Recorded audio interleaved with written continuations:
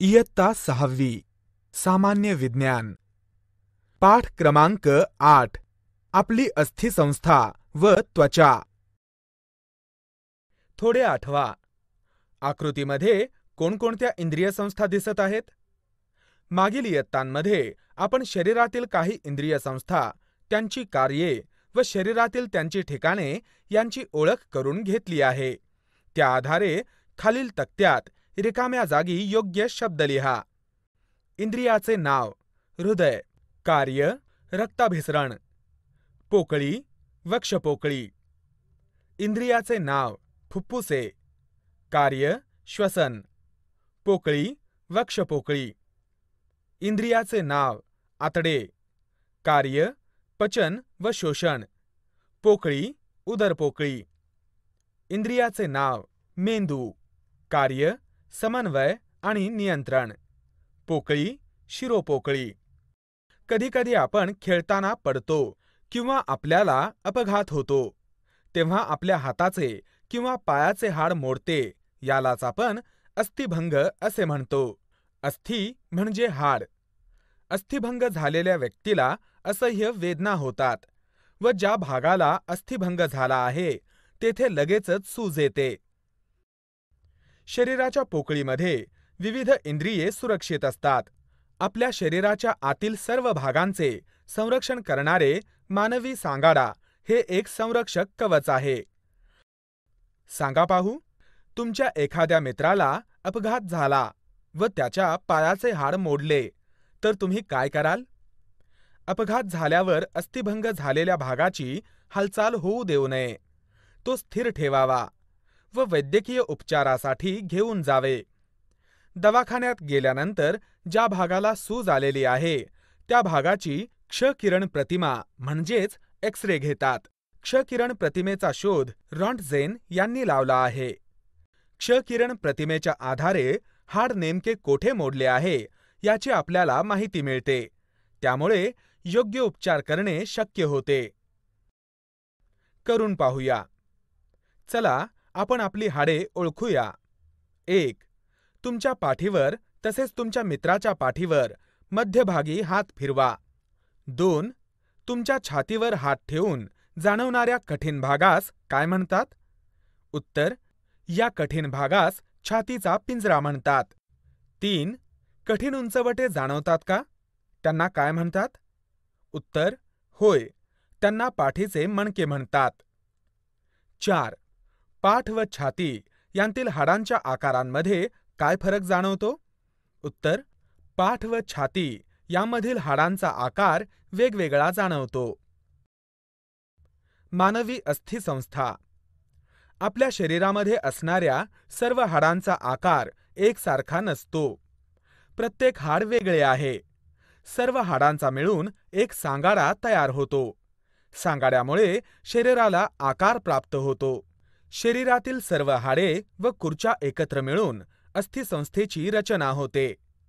हाडांची रचना कठीण असते। हाडे लवचिक नसतात। हाडांची रचना मुख्यत्वे 2 घटकांनी बनलेली असते। अस्थिपेशी या जैविक असतात, तर कॅल्शियम कार्बोनेट, कॅल्शियम फॉस्फेट, खनिज, क्षार यांसारख्या अजैविक पदार्थांपासून हाडे बनतात। कॅल्शियममुळे हाडांना मजबूतपणा येतो। हाडांचे प्रकार: आपल्या शरीरातील हाडांचे आकारानुसार प्रामुख्याने 4 प्रकार पडतात.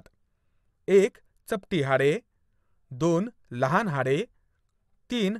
अनियमित हाडे, 4. लांब हाडे। शरीराला निश्चित आकार देऊन आधार देणाऱ्या तसेच शरीराच्या आतील नाजूक इंद्रियांचे रक्षण करणाऱ्या संस्थेला अस्थिसंस्था म्हणतात। सांगा पाहू, चित्रातील सांगाड्यावरून तुम्ही ते प्राणी ओळखू शकता का? त्यांच्या हाडांची रचना कशी आहे? करून पहा। एक मोजपट्टी घ्या व तुमच्या हातांच्या व पायांच्या हाडांची लांबी मोजा। आता हीच कृती तुमचा मित्र, बहीण, भाऊ यांच्या संदर्भात करून हाडांच्या लांबी संदर्भात तुलना करा व माहिती पुढील तक्त्यात भरा। मानवी अस्थिसंस्था ही 2 भागांमध्ये विभागली जाते: अक्षीय सांगाडा व उपांग सांगाडा असे मानवी अस्थिसंस्थेचे 2 भाग आहेत. अक्षीय सांगाड्यामध्ये कवटी, पाठीचा कणा व छातीच्या पिंजऱ्याचा समावेश होतो. ते सर्व शरीराच्या मध्यभागातून जाणाऱ्या रेषेभोवती म्हणजेच मध्यभागी असतात. उपांग सांगाडा हा या मध्यरेषेच्या बाजूंच्या हाडांचा मिळून तयार झालेला असतो. यामध्ये हात, पाय या हाडांचा समावेश होतो. आपल्या शरीराची वाढ होताना हाडांची लांबी व आकार वाढत जातो. लहान मुलांच्या वयानुसार त्यांच्या हाडांची लांबी व आकारांत फरक दिसून येतो, परंतु शरीराची वाढ ही एका विशिष्ट मर्यादेपर्यंतच होते. उंच व्यक्तीच्या पायांतील हाडांची लांबी अधिक असते. अक्षीय सांगाडा. कवटी. डोक्याची व चेहऱ्याची हाडे मिळून कवटी बनते. यातील हाडे आकाराने सपाट व मजबूत असतात. डोक्यात 8 आणि चेहऱ्यामध्ये 14 अशी एकूण 22 हाडे कवटीमध्ये असतात. कवटीमधील खालचा जबडा सोडून इतर हाडांची हालचाल होत नाही. कवटी आपल्या शरीराच्या कोणत्या अवयवांचे संरक्षण करते? छातीचा पिंजरा. तुमच्या छातीच्या डाव्या व उजव्या बाजूवरून हात किंवा बोटे फिरवा. दोन्ही मिळून किती हाडे आहेत? मध्यभागी बोट फिरवा. किती हाडे जाणवतात? छातीमधील पिंजऱ्यासारखी रचना असणाऱ्या भागाला छातीचा पिंजरा असे म्हणतात. छातीत एक उभे चपटे हाड असते, त्याला उरोस्थी म्हणतात. त्याला आडव्या चपट्या बरगड्यांच्या 12 जोड्या जोडलेल्या असतात. या 25 हाडांचा मिळून छातीचा पिंजरा तयार होतो. तो मागून पाठीच्या कण्याला जोडलेला असतो. पाठीचा कणा. कुलपासारख्या आकाराची हाडे एकमेकांशी उभी सरळ जोडून पाठीचा कणा तयार होतो. पाठीच्या कण्यात एकूण 33 हाडे असतात. त्यातील प्रत्येकाला मणका म्हणतात. ती सर्व हाडे लवचिक असून एकावर एक अशी रचलेली असतात. पाठीचा कणा मेंदूतून निघणाऱ्या चेतारज्जूचे संरक्षण करतो. आपल्याला पाठीचा कणा नसता तर काय झाले असते? उपांग सांगाडा. हात व पाय. मानवी शरीरात 2 हात व 2 पाय असतात. हात व पायांच्या विविध भागांमध्ये अनेक हाडे असतात. ती एकमेकांना सांध्यांनी जोडलेली असतात. निरीक्षण करा व चर्चा करा.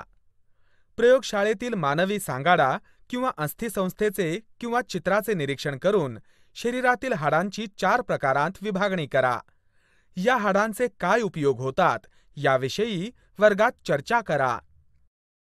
करून पहा. डोक्यावरून पायांपर्यंत तुमच्या शरीराची वेगवेगळ्या ठिकाणी हालचाल करून पहा. शरीराचे भाग कोणकोणत्या ठिकाणी वागतात किंवा फिरवता येतात याचे निरीक्षण करा. आपल्या शरीरातील हाडे एकमेकांशी अस्थिबंधाने जोडलेली असतात. सांधा. ज्या ठिकाणी 2 किंवा 2 पेक्षा जास्त हाडे जोडलेली असतात त्या जोडणीला सांधा म्हणतात.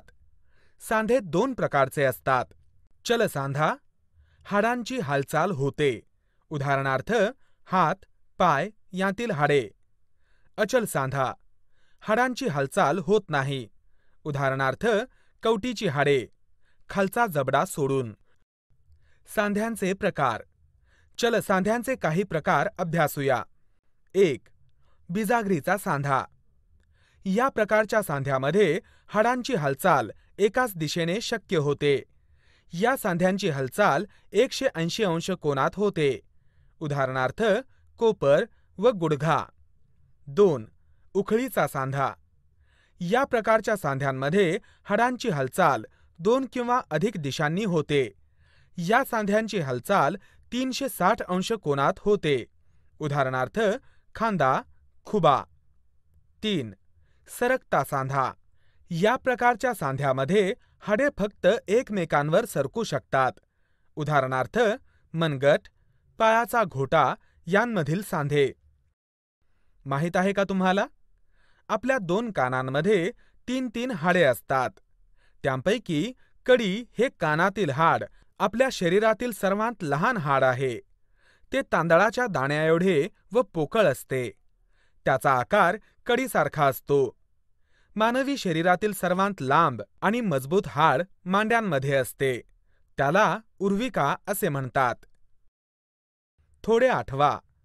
एखादी वस्तू किंवा पदार्थ गरम, थंड, खडबडीत किंवा गुळगुळीत आहे याची जाणीव तुम्हाला कोणत्या अवयवामुळे होते? उत्तर: या संवेदनांची जाणीव आपल्याला त्वचेमुळे होते. त्वचा.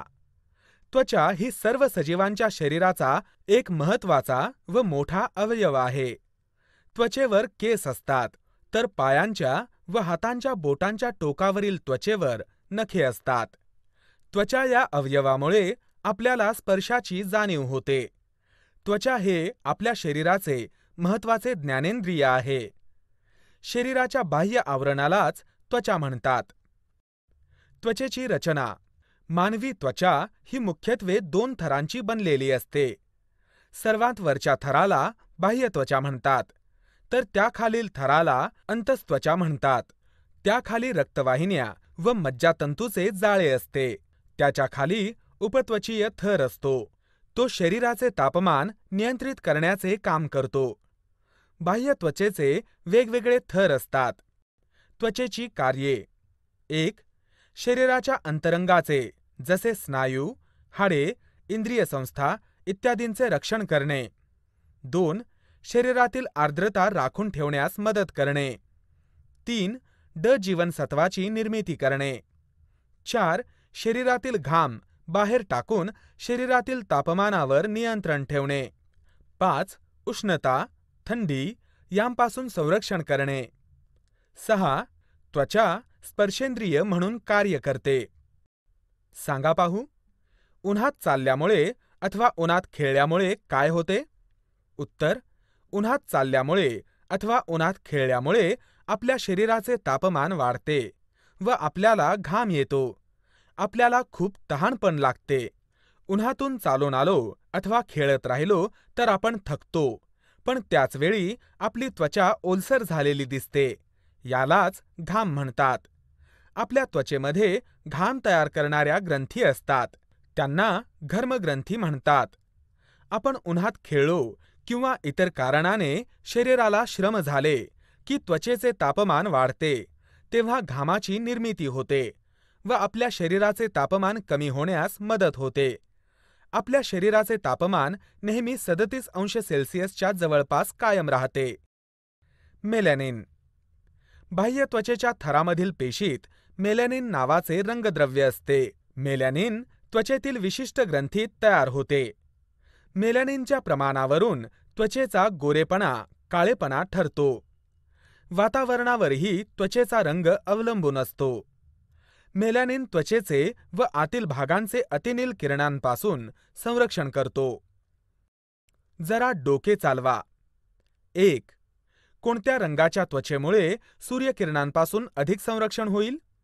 उत्तर: गडद सावळ्या रंगाच्या त्वचेमुळे सूर्यकिरणांपासून अधिक रक्षण होईल. अशा त्वचेत मेलॅनिन रंगद्रव्याचे प्रमाण जास्त असल्यामुळे अतिनील किरणांचा उपद्रव होणार नाही. 2. घाम आल्याने शरीराचे तापमान कमी का होते? उत्तर: घाम हा घर्मग्रंथींतून स्रवून शरीराच्या त्वचेवर पसरतो. या घामाचे बाष्पीभवन होते. यासाठी शरीरातील उष्णता शोषली जाते. जसजसा घाम सुकतो तसतसे शरीराचे तापमान कमी होते. निरीक्षण करा व चर्चा करा. तुमची त्वचा व तुमच्या आजी किंवा आजोबांच्या अथवा घरातील वृद्ध व्यक्तींच्या त्वचेचे निरीक्षण करा. काय फरक दिसतो? उत्तर: आमची त्वचा तजेलदार आणि तुकतुकीत आहे. वृद्ध व्यक्तींची त्वचा सुरकुतलेली व निस्तेज दिसते. जसे वय वाढते तसे त्वचेखाली असणाऱ्या चरबीचे प्रमाण कमी होते, मात्र ताणलेली त्वचा मूळ स्थितीत येत नाही. म्हणून वयस्क व्यक्तींच्या त्वचेवर सुरकुत्या पडू लागतात. माहीत आहे का तुम्हाला? आपल्या केसांचा रंग मेलॅनिनमुळेच ठरतो. काळे गडद केस हे शुद्ध मेलॅनिनमुळे, तर भुरे किंवा पांढरट केस मेलॅनिनमधील गंधकामुळे आणि तांबडे केस हे मेलॅनिनमध्ये लोह असल्याने आपल्याला पाहायला मिळतात. हे नेहमी लक्षात ठेवा. आपल्या त्वचेच्या आरोग्यासाठी ती स्वच्छ ठेवणे महत्त्वाचे असते. त्वचेच्या रंगावरून भेदभाव करणे हे अशास्त्रीय व गैर असून कृत्रिमरित्या गोरे होण्याचा अट्टाहास टाळावा. आपण काय शिकलो? शरीरातील सर्व हाडे व कुरच्या मिळून अस्थिसंस्था बनते. हाडांच्या सांगाड्यामुळे शरीराला आकार व आधार मिळतो. शरीराच्या बाहेरील आवरणाला त्वचा म्हणतात. शरीराचे व शरीरातील इंद्रियांचे संरक्षण करण्याचे महत्त्वाचे कार्य अस्थिसंस्था व त्वचा करतात. अस्थिसंस्था व त्वचेची काळजी घेणे आवश्यक आहे. मानवी अस्थिसंस्थेचे कवटी, छातीचा पिंजरा, पाठीचा कणा, हात व पाय असे भाग पडतात. मानवी त्वचेचे अंतत्वचा व बाह्यत्वचा असे 2 थर असतात.